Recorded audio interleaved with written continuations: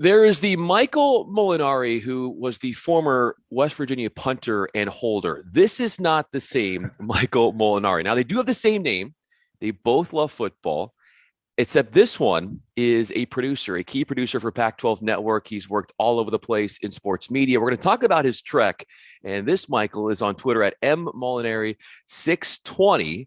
And we're going to have a lot of fun. This is going to be a moment where we're going to point out what's inspirational about him on the On to Something podcast. I'm Bryan Fenley with Fox Sports Radio, and I'm on Twitter at Bryan Fenley. Michael, I really appreciate you doing this. And I know you've been busy with football and working a lot with Yogi Roth and Ted Robinson and all that you've done. How do you feel like the way your brain is wired, Michael, has lended itself to you being a producer and handling the bedlam in a production truck? Well, first of all, I was a guard, an offensive line guard at Oneon High School. I was a guard on the basketball team and on the football team, which is a very unusual combination. Wow. At 185 and 6 foot. So that's my football experience playing days. But how I'm wired, I think I'm a middle child, and I actually believe that the middle child is the one that has to juggle all the balls to try to keep everybody happy. And that's a lot of what the producer does, especially a producer at the Pac-12 Network, because not only are you trying to produce your show and keep your announcers happy, keep your boss happy. Well, your boss extends to the schools, sometimes the coaches. So you have a little bit more, you're sort of like the home team commentators a little bit. So there's a little bit of extra responsibility to keep everybody happy, which is sometimes hard when you're trying to tell the story. So I think that balance is one thing. And I've always been, I'd say I'm a pretty good listener, and I'm able to listen to multiple things at once, which my ear doctor told me is impossible, but I believe as a television producer, that's the only way you can succeed.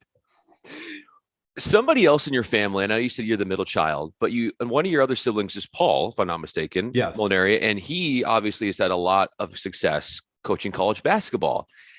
What do you lean on him for as far as guidance in what you do, even though maybe you don't work in the exact same thing that he does, but you're both working in sports? Well, television production is a team sport for sure. As you know, if everybody's not working together, it's not going to work, which is just like coaching. You've got to get everybody to buy in and work together. So I think being in locker rooms, being at practices, like my vacations before I got married were go to Cleveland State and hang out for a week and go to all the practices and see Rolly Massimino in the locker room. And so that was kind of what I did for fun, was go to college basketball practices. So I think that's been very helpful for me. And I think, one of the greatest compliments I ever received, I used to work with Rick Majerus a lot at ESPN. And about the third game, he just looked at me and goes, "You know a lot about basketball." And I said, "Wow, I owe that to my brother because he's a coach." And from then on, I hadn't told him initially that my brother was a coach, but once I did, we were in lockstep bond of now I was a basketball guy. So it's definitely helped me on the basketball side, kind of understanding the game, maybe a little more than some producers because of the experience I've had outside of television. You had said, Michael, that Rick Majerus has had one of the most profound impacts on your life. What about him do you to this day rely on for inspiration, and what he taught you and the messages that he spread to you and to all those around him? Well, I think, and I guess if I'd said, what are my top few disappointments? I never got the Rick Majerus beyond the basketball Rick Majerus to show himself on the air. But we would be driving from Chicago to Notre Dame, and we'd never talk about basketball. We talk about like the four boons, some book he memorized. I don't remember if it was Chaucer or Dickens, but he would recite the four boons from, I think it was Dickens. And it's just like, Coach, this is amazing. You know so much more beyond basketball, but you never let it show on the air. And he always was like, well, no one cares about that. I'm like, yeah, I think they would care about that. So I thought his ability, he was just what he was outside of basketball.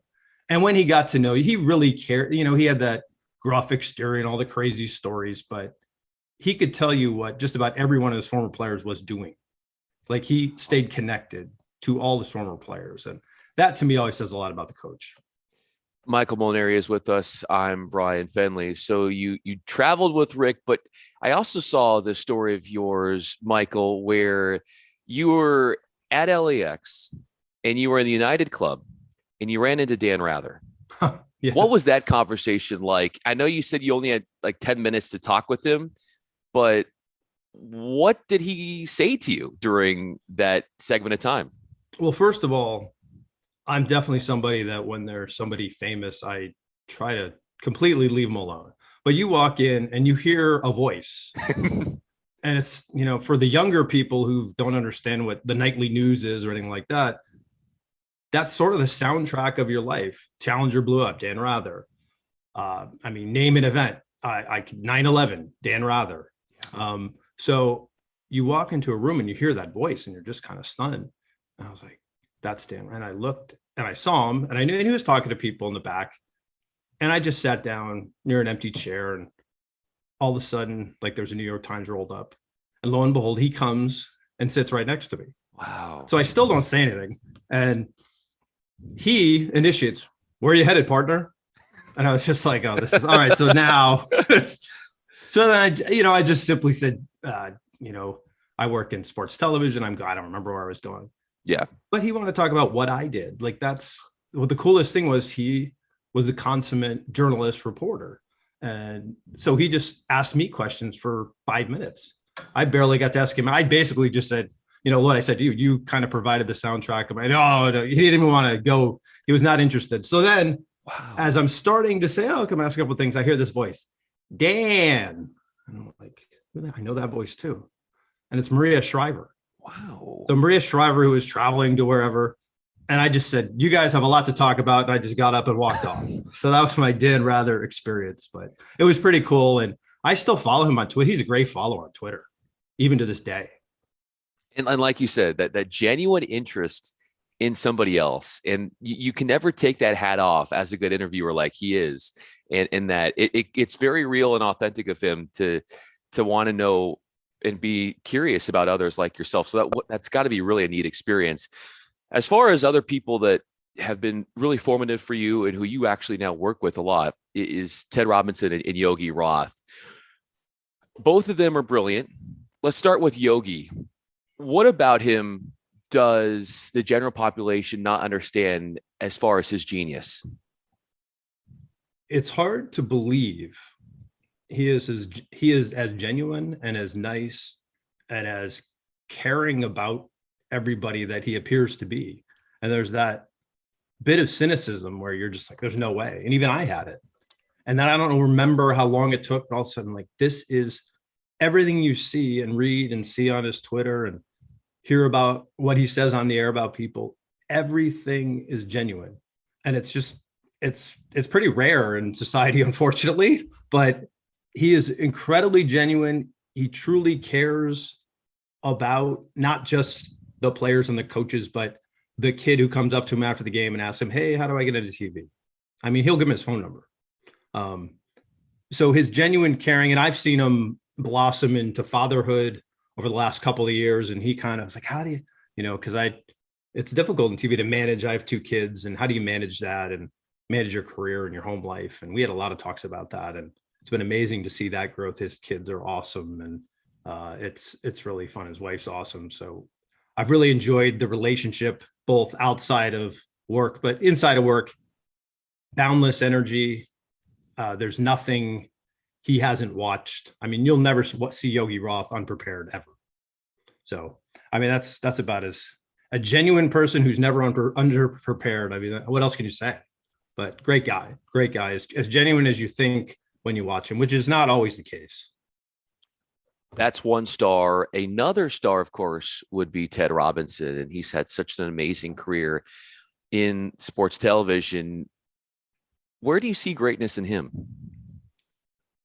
I would say there's this great phrase in TV, a guy named Dan Steer, who was a mentor for me at ESPN and went on to NBC Sports.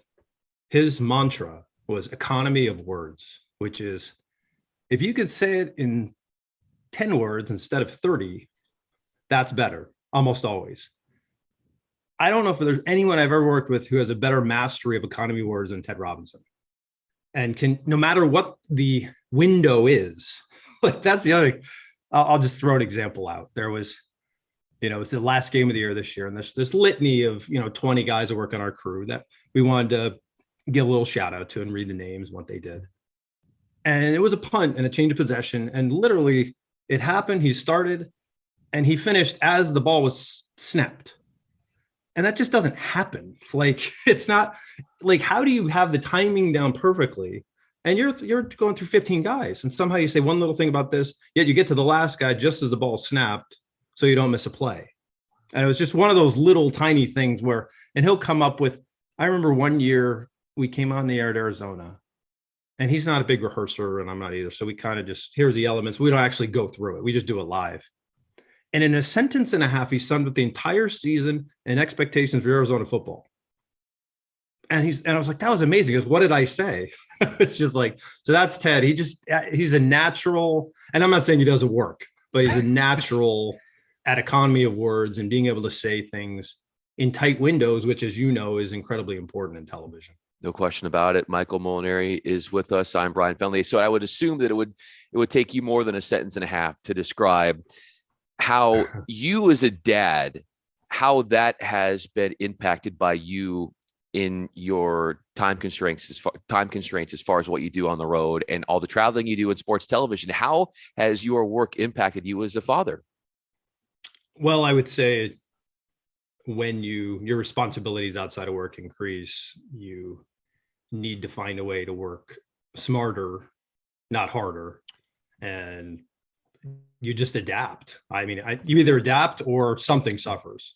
And, I would like to say I've adapted well, and, my wife and kids would have to answer that better than me. But I think the balance is pretty good. You'll never see me go home on a Sunday. I don't know anything about the NFL, not a thing, because I don't watch the NFL on Sundays, because when I go home from college football, Sunday is family day. I have no idea what happens in college football or in NFL, nothing. And people are like, really? Yeah, that's a sacrifice I make. For one little example, that's a sacrifice I make for sure, is outside of the sports I work on, I really don't have the time to follow them as much as I used to before I was married and had kids. So that's one little sacrifice. But how do you prepare efficiently? I said to Yogi the other day, the hardest part is knowing when to stop.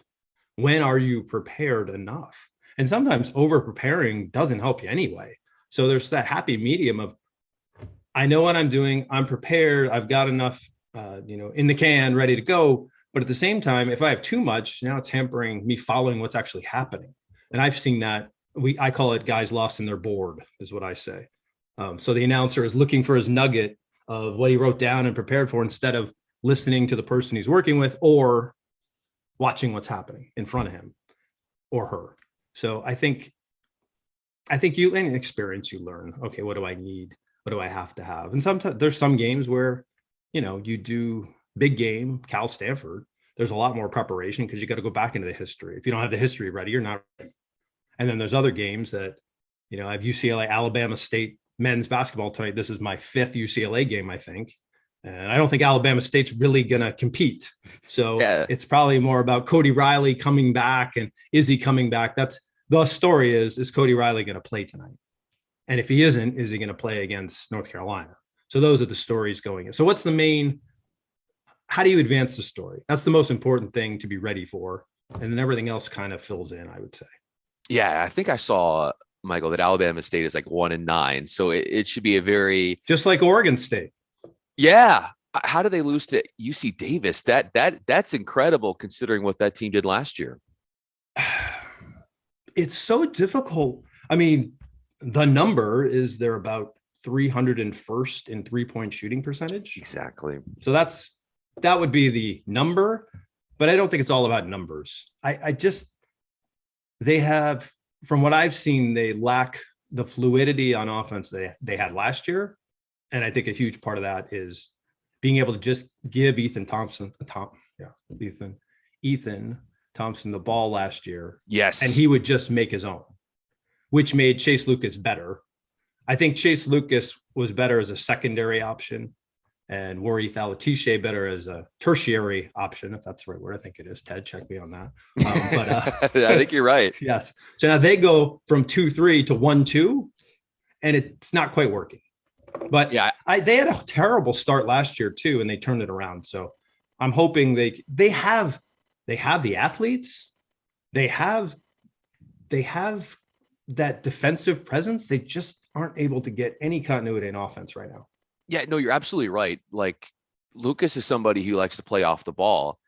And when you have a great point guard who can set you up, then you're able to do that. But right now, like you said, without Ethan, it's made a big difference. And then you think about all the transfers they've had as well. Yes. And the chemistry certainly is not there. And that you hope that as the season goes on, it will get there. You've had so much chemistry in when you're operating and functioning in a production truck. And like you said, even from a producer standpoint, there are probably stories during a broadcast that you have that you want to get out that you might not be able to because the game itself is so captivating and appealing. And you said a broadcaster maybe has a nugget that they want to try to squeeze in there. I'm sure you too, as well, will have those things that are in the back of your mind, like, man, we should hit this, but then something happens in the game and maybe it doesn't allow itself to happen. If we were to shine that on you, if there's a story about you that is defining, informative, that isn't readily available, that you want to get out, that is telling, is revealing, is inspiring, what would that be? Something neat about you like that. Well, there's two of my favorite early ESPN stories, which people like these ones. So it's kind of that you never know when you're starting out type of thing. So I started in the mailroom at ESPN because I went to Syracuse. I drove over. I met with a guy named John Wildhack, who was running remote production, who's now the athletic director at Syracuse, actually. He's a Syracuse guy, obviously. So he said, you could start in Sports Center in a year, probably, or you could start in the mailroom next week. And I said, how long do you think it would take to get out of the mailroom? And he said, oh, people 3 to 6 months. I go, well, let's do the mailroom then. So I drove, I was in Martha's Vineyard. After school, a bunch of our friends kind of had that last summer hurrah. And I remember driving back so excited. I did the interview. I was like, oh, this is going to work great. I got a speeding ticket about halfway back to the Vineyard. So I remember that. I didn't care though. So then I came back and I was in the mailroom for about 3 months. And the opportunities weren't really jumping out, but there was this job posting to be a production assistant on NASCAR. I had never watched a race. I knew nothing. I knew Dale Earnhardt, either Dale Earnhardt and maybe Jeff Gordon. That was it. And I went, and a guy named Bob Scanlon was the coordinating producer, and I went for my interview. And I was like, I got to be honest here. So he's like, so what do you know about NASCAR?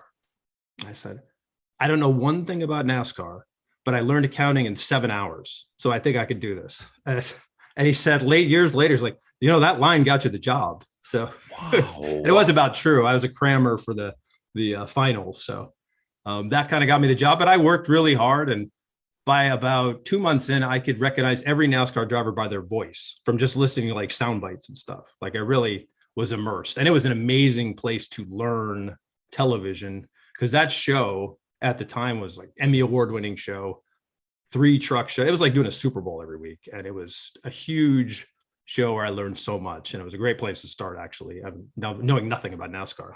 So that's kind of my, how did I get out of the mailroom story? But then, go ahead. No. I was just going to say, you read my mind. I was literally going to say, just how close is your memory to being photographic then? I remember my visual, not great, but I have this uncanny ability to recognize voices. And like this is like the goofiest sports nerd story ever, but my brother and I would watch Sports Center, the tees, and we'd race to see who could recognize whose voice it was first. That's Oberman. That's it. So like, and that's another thing, I guess, that really helps me in television, because I know, as crazy as it sounds, I know which announcer's talking. So you always talk to the other guy while the other guy's talking, or try to. So once in a while you hit them both, but for the most part you have separate buttons. So, all right, Ted's talking Yogi. After this, we're going to do this, or Yogi's talking Ted. So I was very good at that. And sometimes some announcers sound similar, so it gets a little bit more difficult.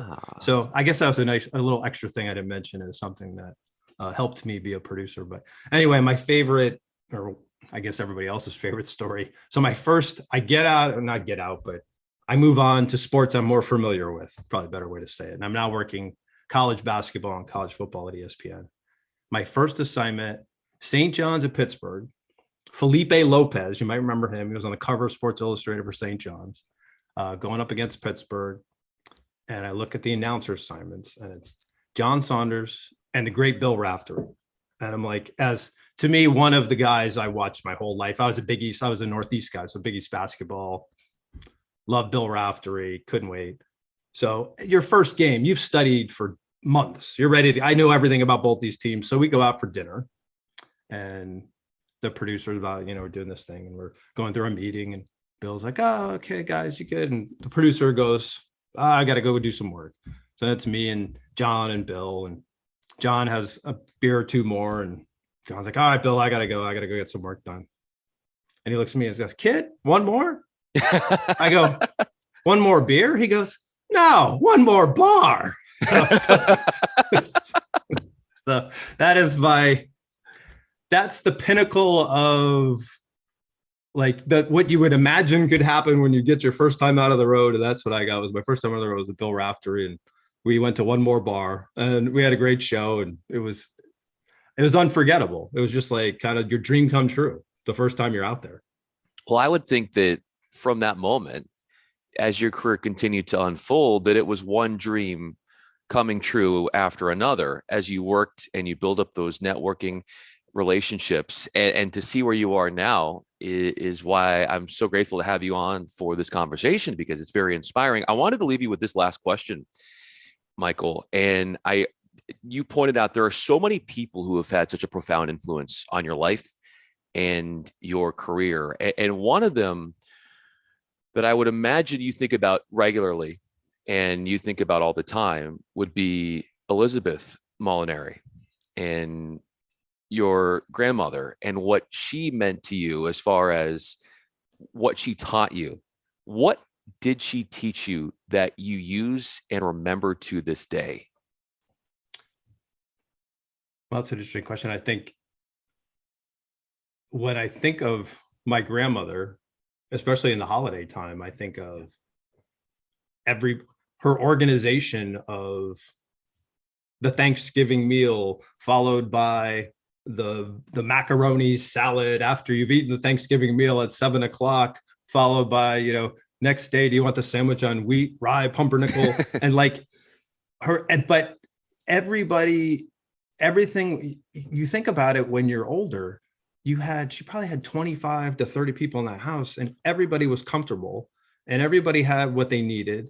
And there was no missteps or anything out of place. So I guess beyond the woman was the most selfless person, that it was always everyone else first. The fact that she could run a production, which is like a Christmas dinner, a Thanksgiving dinner, as well as anything I've ever seen, and basically doing it by herself and just taking over every detail. And nobody was ever worried that something wasn't going to happen right, or it was just always perfect. So I would say she didn't mean to be perfect, and the event never felt like it was so navigated, but it was behind the scenes, but it felt incredibly comfortable. And I'd say that's probably a good television show, right? It doesn't feel navigated. It is, but it's entertaining and comfortable and relaxed. And so I'd say I probably took those attributes. I never actually thought about that. That was you're digging deep. I think this all makes sense for you, Michael. You think about it, all the parallels from how she arranged those big get-togethers, making everybody happy, making everybody feel included, and doing it in a fluid way. That's eerily similar to what you're doing in the production truck. As far as a producer, you're working with so many people. You want to make sure everybody is in their right position, that they're satisfied, and that they are in position to succeed. It makes all the sense in the world, Michael. And I could see the selflessness from her radiating on you. I Michael, gotta say one other thing. yes, My favorite golf partner, because as long as I hit the damn ball in the air, it was the greatest shot ever. So yes. it was my favorite person to play golf with, my grandmother. Every shot I hit was great. Well, Even when it wasn't. let me ask you this as we wrap up. How was your golf game? It's up and down. Like most amateurs, I used to be a very steady, like 16 handicap with bogeys and a few pars. And now I have birdies and a lot of triples, but I still shoot about 16 over. It's a different way. It's a different adventure, but scoring about the same. Here's the thing with that scorecard, you just tell everybody about the birdies and you don't even bring up when you had the snowman on the par 5 exactly, or the 10 on the par 3 with a couple shots in the water. At least that's what I do. Mm-hmm. Michael Molinari, his scorecard when it comes to sports media has been nothing but inspiring and profound. Appreciate you doing this. Really excited to see what you're doing in this basketball season, and certainly enjoy and look up to all the work you do with football in the Pac-12. I'm Bryan Fenley. Michael, thank you again for making the time. Thank you.